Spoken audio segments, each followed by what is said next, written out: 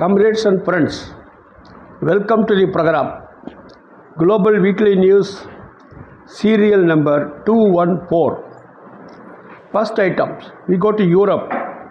Wildfires in Europe intensify thanks to neoliberalism. As firefighters battle wildfires in France and Spain, progressive warn neoliberal policies are exacerbating the impacts of climate change across Europe. Firefighters in France and Spain are working hard to contain devastating wildfire ahead of another heat wave expected to hit parts of Europe starting from July 28.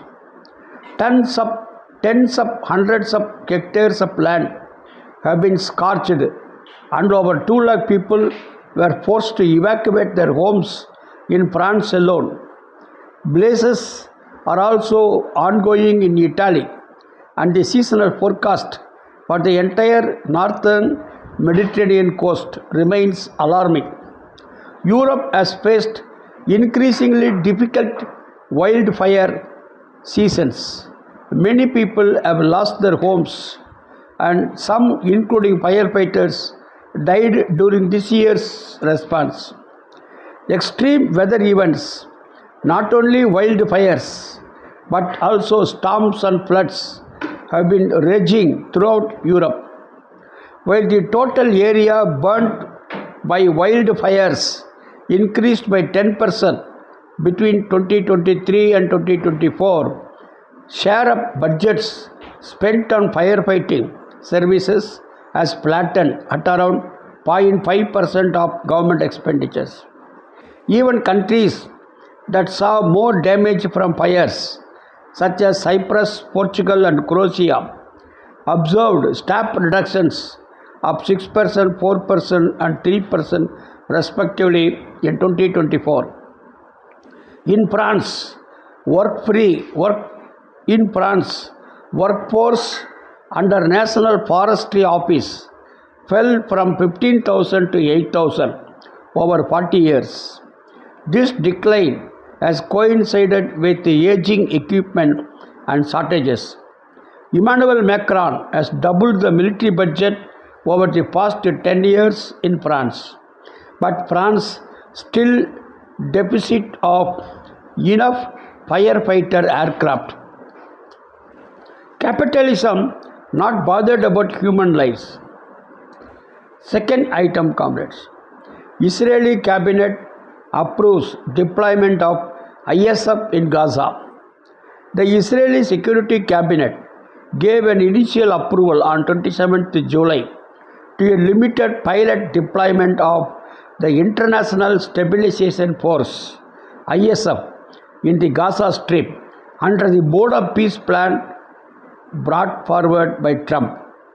Although Trump's plan suggests that the International Stabilization Force would eventually comprise of around 20,000 soldiers, the Israeli cabinet endorsed the entry of only 200 troops over an unidentified period. These troops would operate in full coordination with the Israeli forces. Benjamin Netanyahu's government also decided that the ISF personnel should be from what it defined as friendly countries with which Israel has a peace settlement and which are not acting against the state of Israel or its officials in international forums. Uganda and Morocco seem to be the first countries to contribute in these troops, while Indonesia is expected to be excluded due to not having diplomatic ties with Israel, despite promising to contribute with around 8,000 soldiers. Turkey is likely to be kept out of the ISF because of its censure of Israel's genocidal aggression in Gaza and for hosting Hamas leaders. The cabinet also restricted the operation of the ISF geographically to a pilot humanitarian zone that will be established beyond the yellow line in the Rafah area in southern Gaza. The yellow line, that is 45-kilometer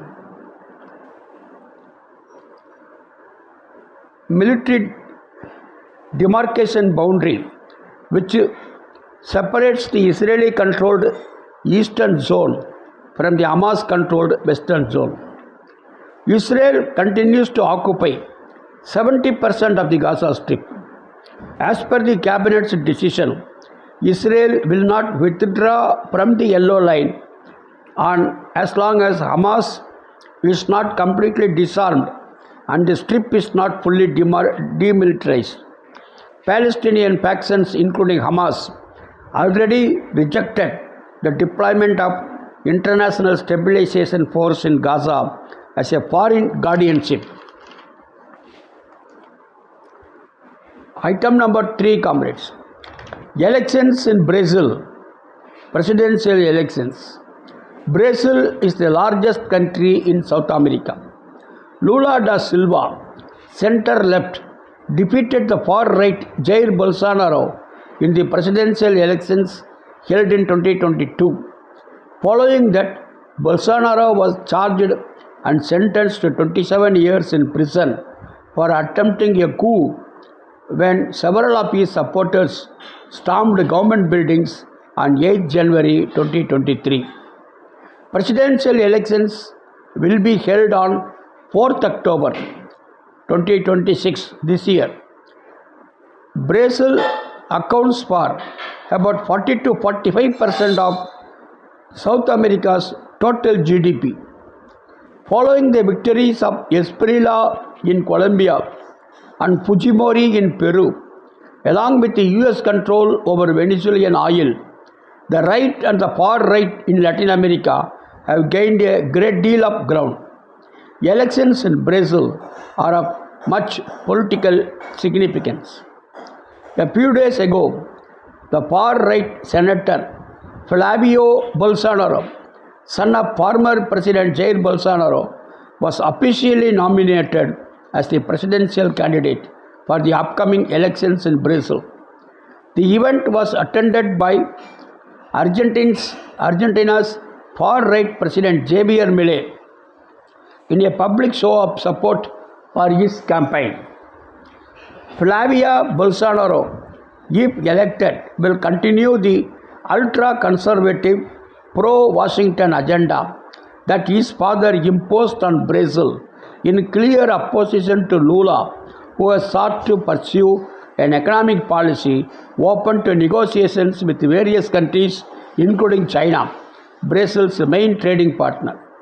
This is particularly sensitive in the wake of the tariffs that Trump imposed on Brazil, which he said were in response to the imprisonment of Bolsonaro, a close friend of the US President Trump.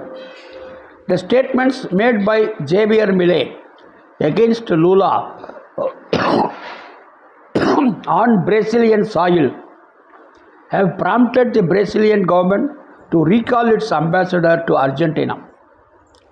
Item number 4. United States sanctions top Chinese universities and research institutes. Last week, the Pentagon banned research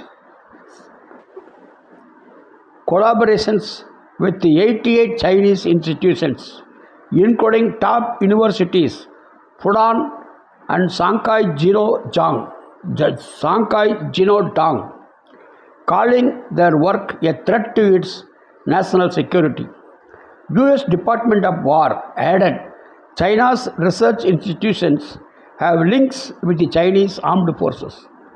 China has voiced strong opposition to the latest US sanctions, claiming the US is weaponizing its research for political reasons, and argued that such moves ultimately harm global collaboration in scientific and technological developments.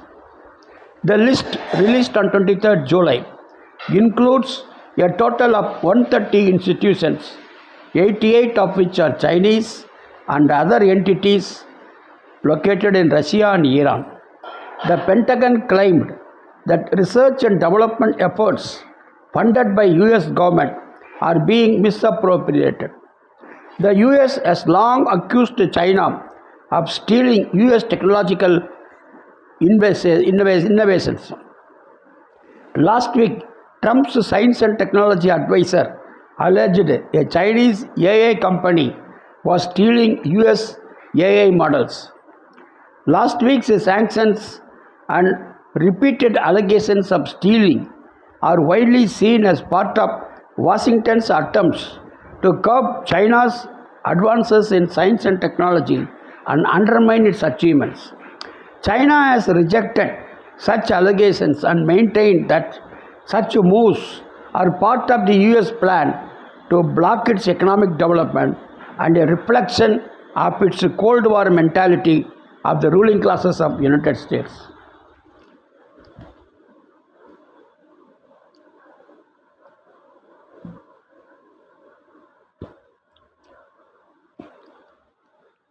Yes, comrades and friends, we go to item number 5. Cuba. South Asian left mobilized in solidarity with Cuba on Moncada anniversary. The attack on Moncada barracks of the dictator Batista, led by Fidel Castro, on 26th July 1953, marked the beginning of Cuba's socialist revolution.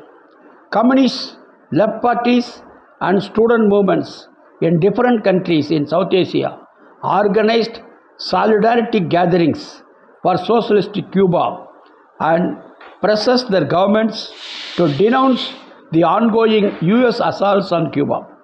In India, Communist Party of India Marxist organized a public meeting in New Delhi to commemorate the 73rd anniversary of the Moncada barracks attacks on 26th July, while the Mazdoor Kisan Party and Progressive Student Federation held a special art exhibition in Lahore to mark the 100th birth anniversary of Fidel Castro. The Moncada barracks attacks ultimately triumphed on 1st January 1959, establishing a socialist government in Cuba. The solidarity meeting in New Delhi was attended by hundreds of people, including students. The meeting was attended by leaders of the CPIM, All India Democratic Women's Association, and the Students' Federation of India, among others. The Cuban ambassador to India addressed the gathering, talking about the inspiring events of Moncada Day. He also refuted the propaganda about the alleged failures of the socialist government in Cuba and underlined its historic achievements. Cuba has protected its sovereignty, welfare system, and its socialist government despite the decades-long US sanctions and blockade, the ambassador said.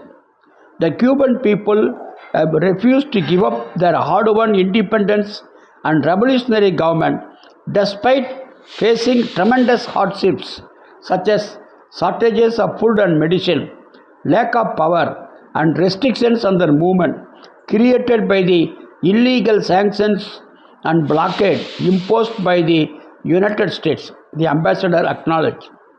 The Cuban ambassador underlined that due to hyper-imperialism, it is becoming more and more important today for the progressive movements across the world to build international alliances in order to protect global peace, people's self-determination, and to promote socialism. Arun Kumar, CPIM Politburo member, demanded the Indian government come out in open support of Cuba and its people against this imperialist assault. The special art exhibition on the life of Comrade Fidel Castro and a solidarity public meeting were organized in Lahore, Pakistan, attended by scores of workers, peasants, and students. The exhibition was inaugurated by Cuban ambassador to Pakistan. Item number 6, Hugo Chavez birth anniversary, July 28.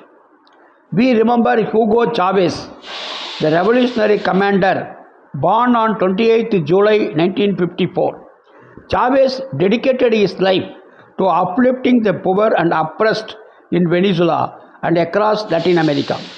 As president of Venezuela, he rejected US domination, challenged neoliberalism, and helped unite global South nations around sovereignty, dignity, and anti-imperialism. Through the Bolivarian Revolution, the Venezuelan movement advanced a vision of 21st century socialism rooted in popular power, humanist values, and the belief that the wealth of a country should serve its own people. On his 72nd birth anniversary, Chavez's revolutionary commitment to justice, sovereignty, and liberation continues to inspire those struggling against oppression around the world. Comrades, item number 7. The US invasion of Haiti in 1950, a little bit of history.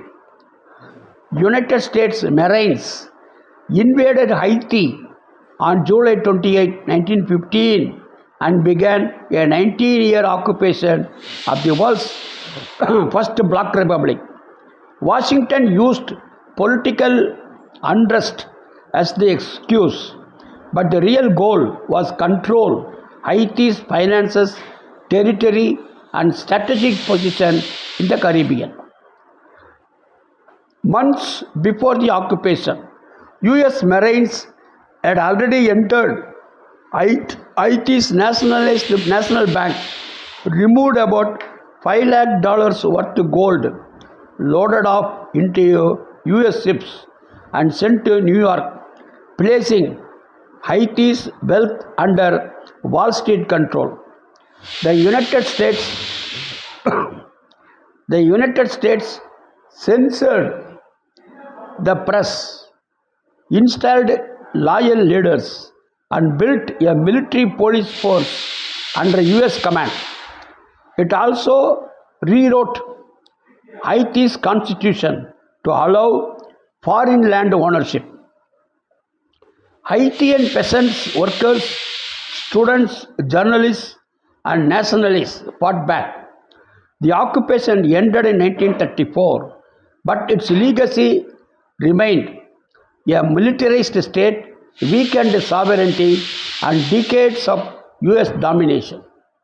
In 1804, Haiti became the first independent country in Latin America and the Caribbean, and the first country in the Americas to permanently abolish slavery.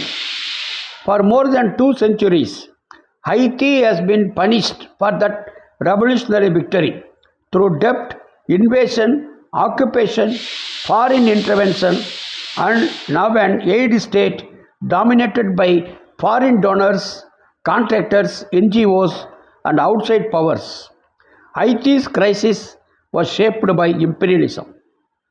Next item, comrades. Item number 8.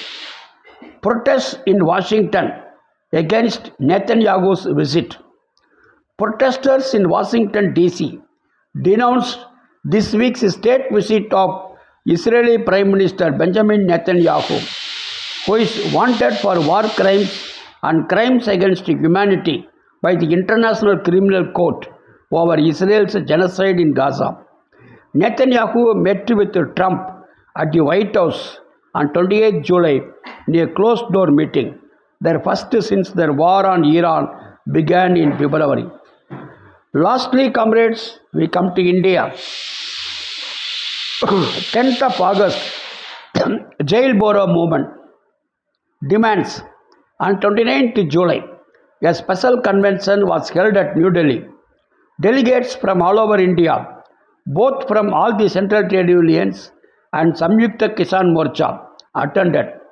The convention decided to go for August 10th Jail Boro movement on the eve of Quit India movement on the following 10 demands. Demand number 1, withdraw the 4 labor codes fully. Demand number 2, ensure legally guaranteed minimum support prices for farmers' produce and ensure government procurement. Demand number 3, Withdraw the privatization of electricity move. Demand number 4. Fix minimum monthly wages of rupees 42,000 linked to DNS allowance. Demand number 5. Implement Mahatma Gandhi National Rural Employment Guarantee Scheme. Ensure 200 days work in a year and minimum daily wages of rupees 700. Demand number 6.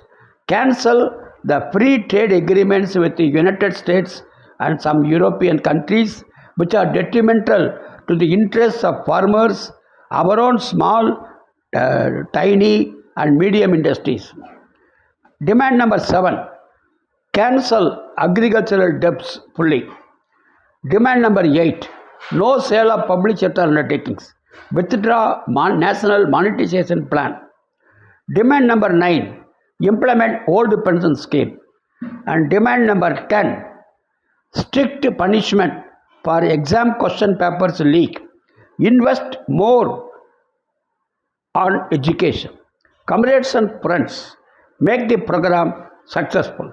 Lal Salam.